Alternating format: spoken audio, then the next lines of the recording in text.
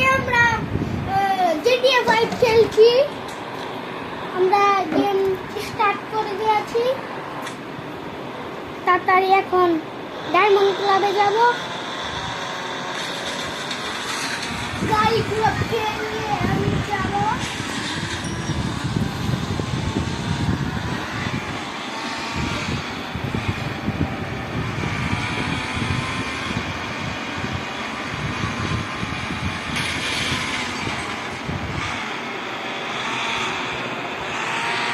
যারা যারা ইংলিশ শিখতে চান ডুওলিঙ্গোতে তাড়াতাড়ি যাবেন, ইংলিশ কোরিয়ান ভাষা সব শিখতে পারবেন।